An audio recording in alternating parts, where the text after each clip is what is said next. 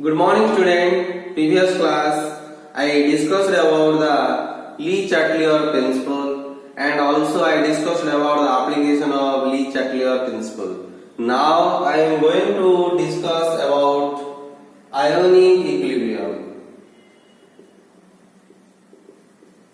What is the meaning of ionic equilibrium? The dynamic equilibrium established between the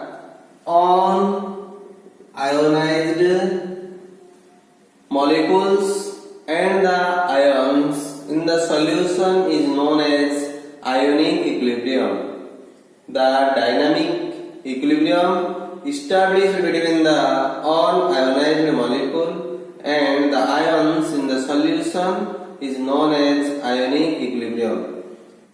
Next, I want to explain about the concept of acid and base. The concept of acid and base is explained by the help of three theory. Number one is your Arrhenius theory. Number two is your Bronsted-Lowry theory. Next is your Lewis theory. At first, I want to explain about the Arrhenius concept of acid and base. According to this theory, the substance which produce H plus ion in an aqueous state is called an acid. On the other hand, the substance which produce OH minus ion in its aqueous state is called base. Take an example, CH3COH. When CH3COH is taken in water, then CH3COH gives a H plus ion. So CH3COH is said to be an acid according to this concept.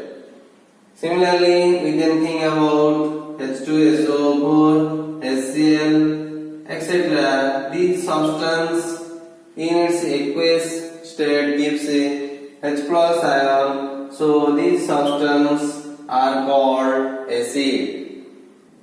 Similarly, take another substance, sodium hydroxide. When sodium hydroxide is dissolved in water, then it gives a OH minus ion. So sodium hydroxide is said to be a base. Similarly, you can take another example, KOH, NH4, OH, CaOH, twice, etc. This substance, when taken in water, then they undergoes dissociation and gives a OH minus ion. So these substances are called base. Next, I want to explain about the limitation of Arrhenius concept. This theory does not explain about the strength of acids and bases. That means by this theory you cannot able to think about the strength of acid and base. By this theory we can able to say that whether a substance is acid or base. Strength of acid and base means we generally think about the normality, molality, mole fraction like this. These points cannot be explained by this theory. Only whether a substance is acid or base, this can be explained by the help of Arrhenius concept. So this theory does not explain the strength of acid and bases. The second limitation is it fails to explain the acidic and basic property of the substance in solvent other than water. That means without water we cannot predict whether a substance is acid or base. This theory completely depends upon the water. If the substance dissolves in water and produces H plus ion, then it is said to be acid. If the substance dissolves in water and produces OH minus, then the substance is said to be base. Suppose a substance will not dissolve in water, then we cannot predict whether the substance is a acid or base according to this theory. So it fails to explain the acidic and basic property of the substance in solvent other than water. Next limitation, it fails to explain the acidic property of the substance like CO2, SO2, P2O5, etc., which do not contain hydrogen atom, and the basic property of the substance like NH3, CaO, etc., which do not contain OH minus ion. Next point, it fails to explain the neutralization reaction in the absence of water. Without water, we cannot think about the neutralization reaction, but it cannot possible. Without water, we can also take place the neutralization reaction. But according to this theory, water is highly necessary for the neutralization reaction. These are the some limitations of Arrhenius concept. Next, I want to explain about the merits of Arrhenius concept. First point, this concept correlates the catalytic behavior with the concentration of H plus ion. We know that in some reaction H plus is used as a catalyst. This catalytic property of H plus can be clearly explained by the help of Arrhenius concept. So we can think a merit, that is this concept correlates the catalytic behavior with the concentration of H plus ion. Next point, the constant heat of neutralization of a strong acid and a strong base is clearly explained in terms of this concept. These are some merits of Arrhenius concept. Next, I want to explain about the Bronsted-Lowry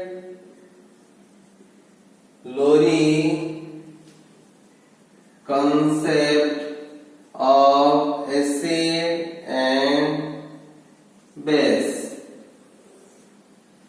According to this theory, acid is a substance which has a tendency to donate a proton to any other substance. On the other hand, base is a substance which has a tendency to accept a proton from any other substance. That means if a substance donates proton, that is said to be acid. On the other hand, if a substance accept proton, that is said to be base. Now take an example, NH3. NH3 can accept a proton. As a result, NH3 is said to be base. When NH3 accepts a proton, then it gives a NH4 plus. From this, it is clear that NH3 accept a proton, so NH3 said to be a base. Similarly, take another example, HCl. When HCl is subjected to reaction with water, then it gives a H3O plus Cl minus.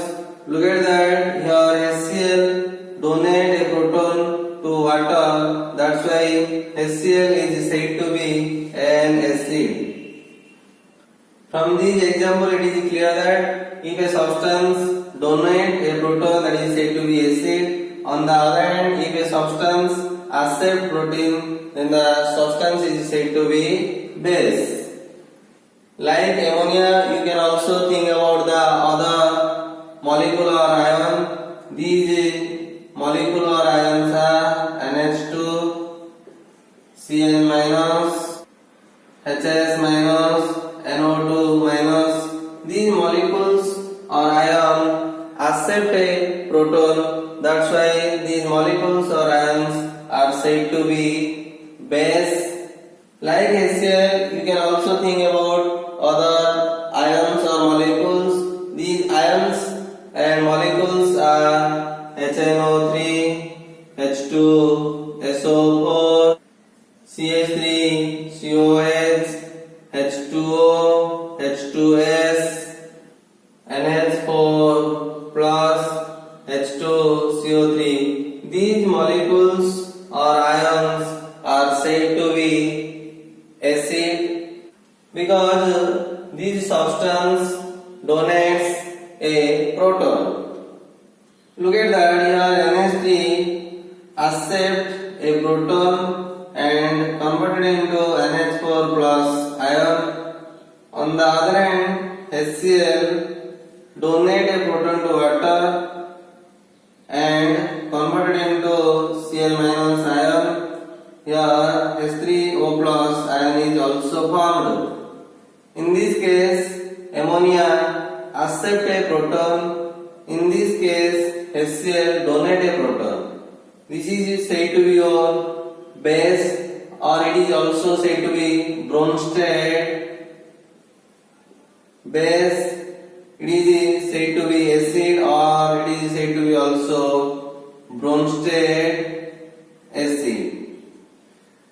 In this case, NH3 accept a proton. That's why the Bronsted base is also called proton acceptor.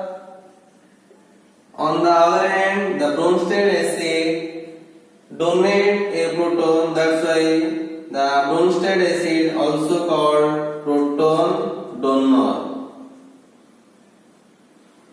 From this theory, it is found that point 1, a substance can only act as an acid if there is other substance to accept its proton and vice versa. For example, look at that. Here HCl said to be an acid if there is a other substance, that is a water, accept its proton.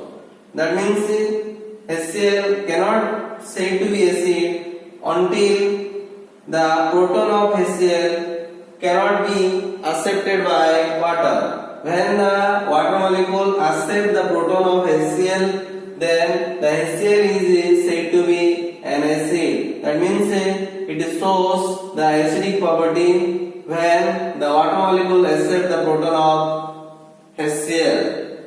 So remember, a substance can only act as an acid if there is a other substance to accept its proton. On the other hand, a substance can only act as a base if there is a other substance to donate its proton. The second point, whenever an acid reacts with a base, another pair of acid and base is formed.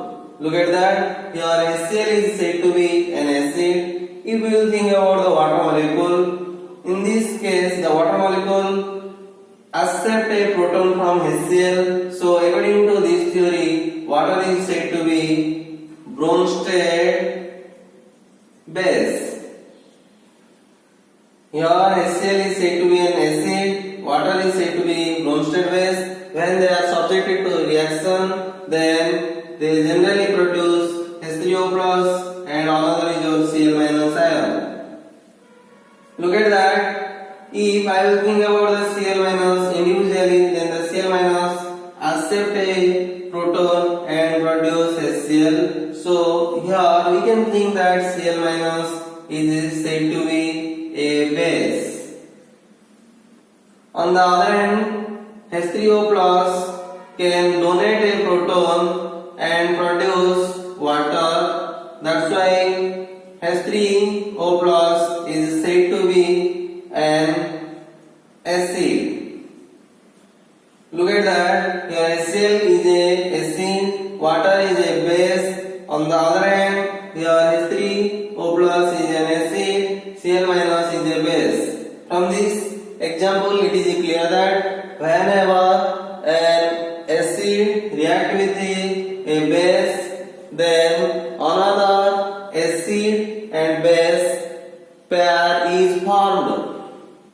Next point, the neutralization process is simply the transfer of proton between an acid and a base. So it is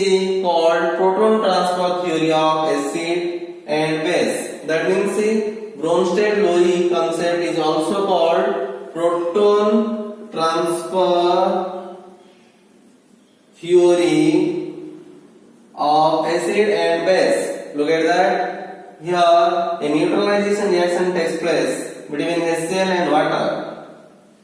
In this case, HCl donates a proton to water. As a result, H3O plus and Cl minus ion is formed. This is said to be one type of neutralization reaction. Look at that. Here one proton transformed from HCl to water. That's why the neutralization reaction takes place. As a result, this theory belongs to the proton transfer from Sc to base. Next, I want to explain about the conjugate acid and base pair. If I will think about the Cl minus is said to be a base. On the other hand, water is said to be also a base. Like that, you can also think about OH minus ion, CO3, 2 minus ion. These are said to be base. That means these molecules or ion can accept an proton and shows its basic character. When Cl minus accept a proton, then it is converted into HCl. Like that, when water accept a proton, then it is converted into H3O plus. On the other hand, when OH minus accept a proton, it is converted into water. Similarly, when CO3 minus accept a proton, then it is converted into HCO3 minus. On the other hand, when HCl loses a proton, then it is converted into Cl minus ion. Similarly, when H3O plus loses a H plus ion, then it is converted into water. Like that, you can also think about water HCO3 minus ion. This substance donate a proton, so these substances are said to be acid. Look at that, there is a relationship between Cl minus ion and HCl. Cl minus converted into HCl and HCl also converted into Cl minus ion. If you will think about these two species, then they are only different by H plus ion. So your Cl minus ion is said to be base and HCl is said to be the conjugate acid of this Cl minus ion. Similarly, if you think about the H3O plus and water, there is also a relation. They are different by also one H plus ion. So here H3O plus is said to be the conjugate acid of water. Similarly, H2O is said to be the conjugate acid of OH minus ion. Similarly, HCO3 minus ion is the conjugate acid of CO3 2 minus ion. If you think about HCl, HCl is an acid. When HCl donate a proton, then it is converted into Cl minus ion. So here we can also think that Cl minus ion is the conjugate base of HCl acid. That means, see, look at that. HCl is said to be the conjugate acid of Cl minus ion. On the other hand, Cl minus ion also called conjugate base of HCl.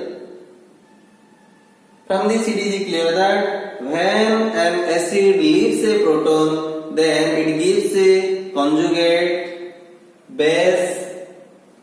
On the other hand, when a base takes out a proton, then it gives its conjugate acid.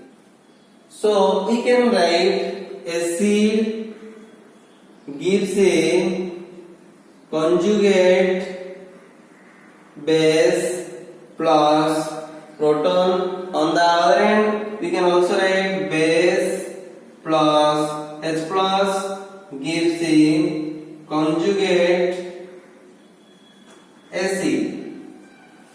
Look at that, we know that HCl is a strong acid.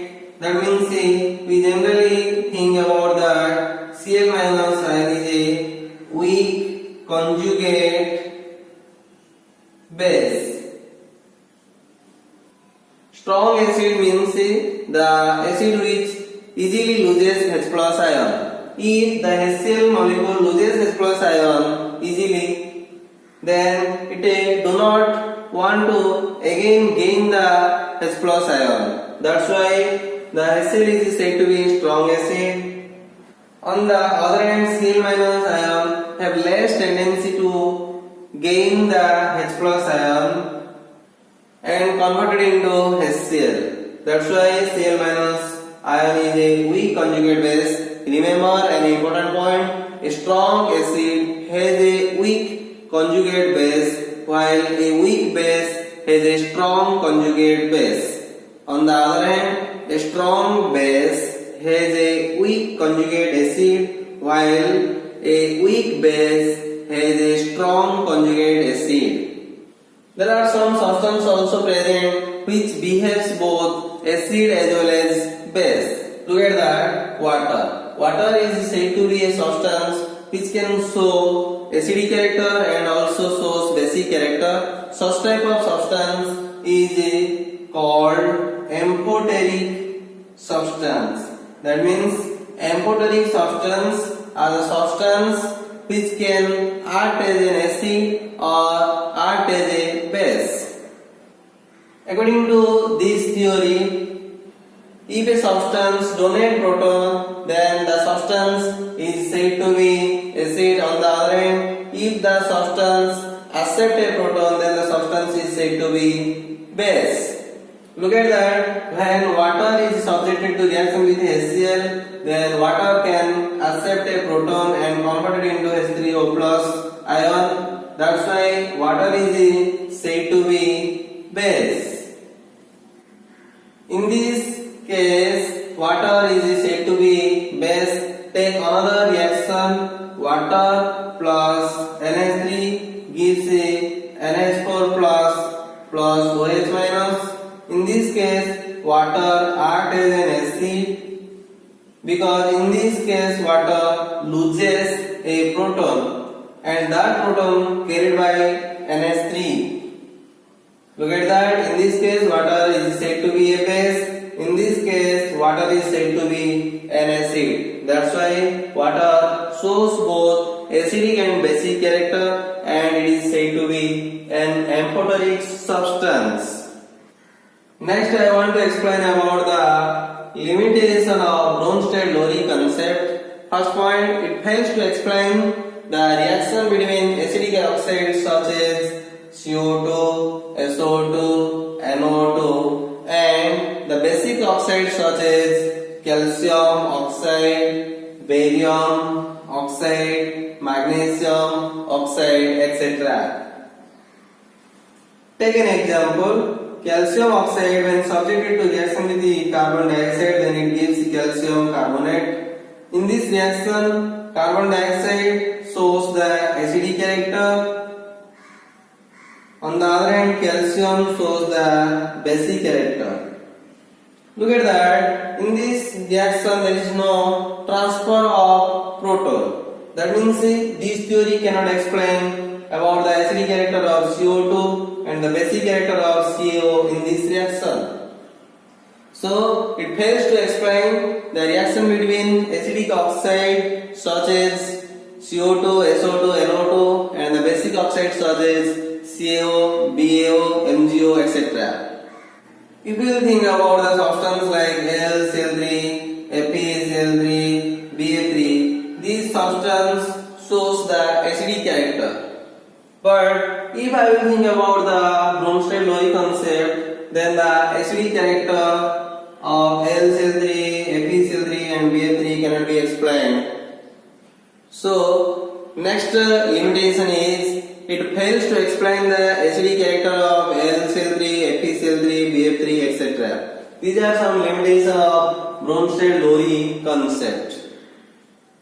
Next, I want to explain about the merits of Bronsted-Lowry concept. First point, it explains the basic character of substance like Na2, CO3, NH3, etc., which do not contain the OH minus group. Next point, this concept is not limited to the molecules but also cover even the ionic species to act as acid or bases. In Arrhenius concept, we generally think about the molecules. But remember, in Bronsted-Lowry concept, we can think about the molecules or ion. Next merit, it can explain the acid-base reaction in the non-aqueous medium also. That means without water you can also predict whether a substance is acid or base according to this theory. These are some merits of Bronsted-Lowry concept. Next I want to explain about the Lewis concept of acid and base. A Lewis acid is a species that can accept a pair of electrons. On the other hand, a Lewis base is any species which can donate a pair of electrons. Finally, we concluded that Lewis acid means accept a pair of electron.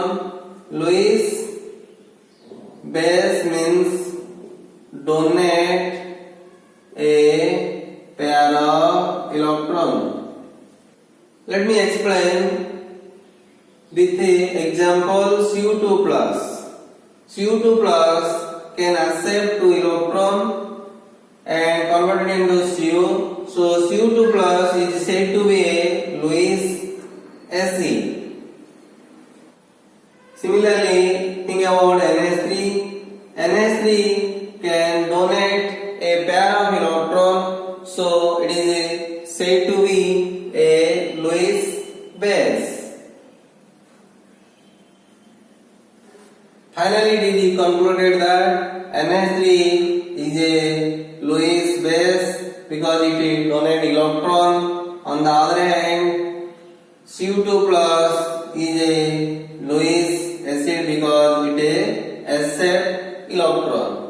Like NH3, the other examples are NH2, OH minus, Cl minus, like this. Like Cu2 plus, the other Lewis acids are Ca2 plus, FeCl3, LCl3, etc. Lewis acids accept electron, so Lewis acid is said to be an acceptor of electron.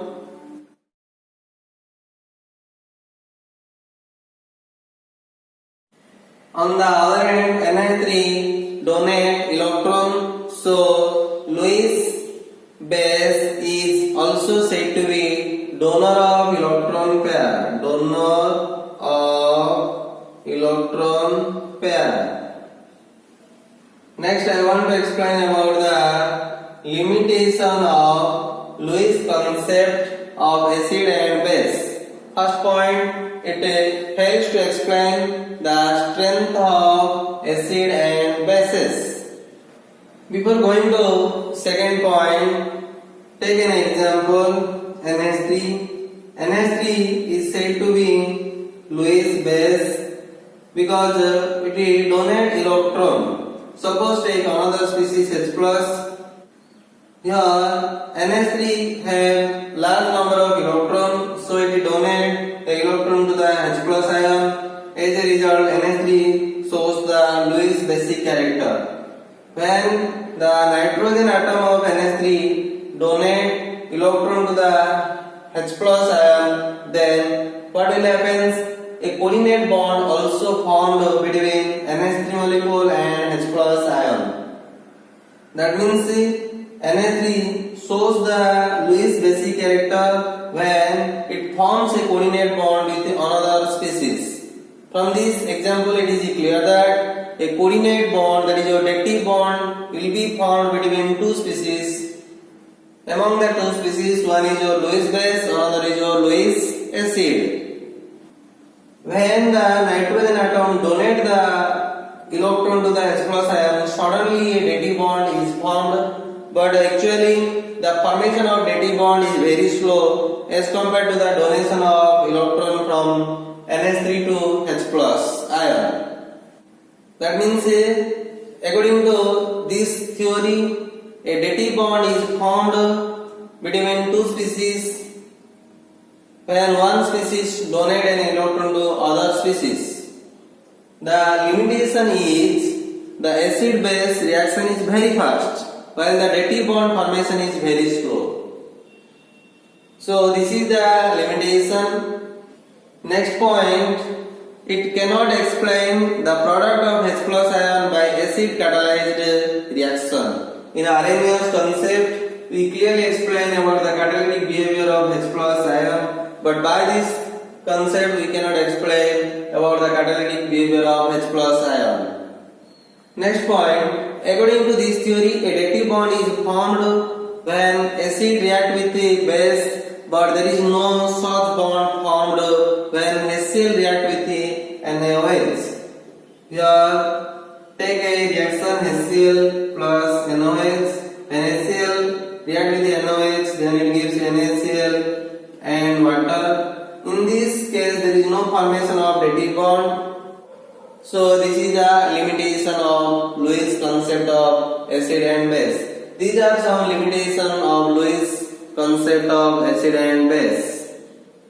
Next I want to explain about the merits of Lewis concept of acid and base. First point, it includes those reactions in which no protons are involved. Second point, this concept is more general than the Bronsted-Lowry concept and Arrhenius concept because the acid-base behavior is not dependent on the presence of one particular element or on the presence or absence of a particular solvent.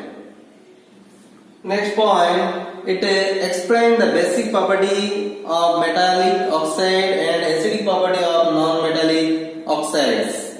Generally, the metallic oxides are basic in nature while the non-metallic oxides are acidic in nature. Next point, this theory includes many reactions such as gaseous phase, high temperature and non-solvent reactions as neutralization process. These are some merits of Lewis concept of acid and bases. Next I want to explain about the Ostwald dilution law. What is the Ostwald dilution law? Before going to the Ostwald dilution law, we generally think about what is the electrolyte. Electrolyte are the substance which conduct electricity in aqueous state or molten state or fused state. Example is your NaCl. NaCl is an electrolyte because it conducts electricity in aqueous or molten or fused state. There are two types of electrolyte. One is your strong electrolyte, another is your weak electrolyte. Strong electrolyte are the electrolyte whose degree of dissociation, that is your alpha, nearly equal to 1. Weak electrolyte are the electrolyte whose degree of dissociation is less than 1. Degree of dissociation means that total number of molecule undergoes dissociation divided by total number of molecule taken for dissociation. Remember, if the degree of dissociation nearly equal to 1 or equal to 1, then that type of electrolyte is said to be strong electrolyte. On the other hand, if the degree of dissociation is less than 1, then that type of electrolyte is said to be weak electrolyte. Let us consider an weak acid Ha. When Ha undergoes dissociation, then it gives a H plus and A minus ion. Let the initial concentration of Ha is C. Before the reaction, that means at the beginning of the reaction, the concentration of H plus ion is 0, also the concentration of A minus ion is also 0. Suppose take equilibrium condition. At equilibrium, the concentration of H plus is C alpha and the concentration of A minus is suppose C alpha also. If the concentration of H plus and A minus are both having C alpha, then the concentration of Ha at equilibrium is C minus C alpha. Remember, here C is the molar concentration, alpha is the degree of ionization or that is your degree of dissociation. If I will apply the law of chemical equilibrium, then I can write Ka equal to concentration of H plus into concentration of A minus divided by concentration of Ha. At equilibrium, the concentration of Ha equal to C minus C alpha and the concentration of H plus equal to C alpha, the concentration of A minus ion equal to also C alpha. Put the value of concentration of Ha, H plus and A minus in this equation, then I can write K equal to C alpha into C alpha divided by C minus C alpha. Imply that I can write K equal to C square alpha square divided by C into 1 minus alpha. Now cancel the C like this. Then I can write K equal to C alpha square divided by 1 minus alpha. For a very dilute solution,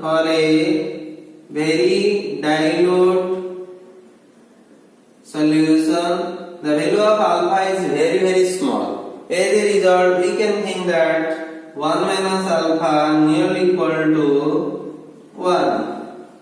That means here I can write K equal to C alpha square.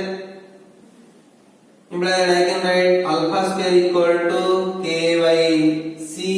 Imply that alpha equal to root over of K by C.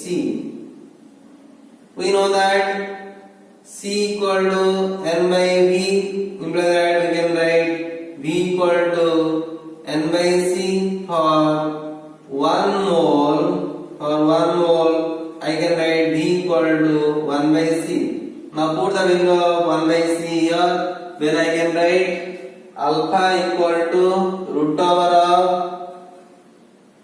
K into V.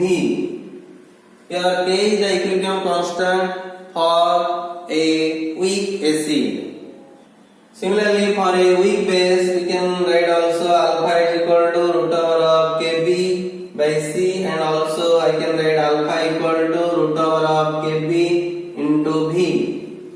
Here Kb and K both are constant. From this relation, we can also write alpha proportional to root over of 1 by C, and also I can write alpha proportional to root over of V.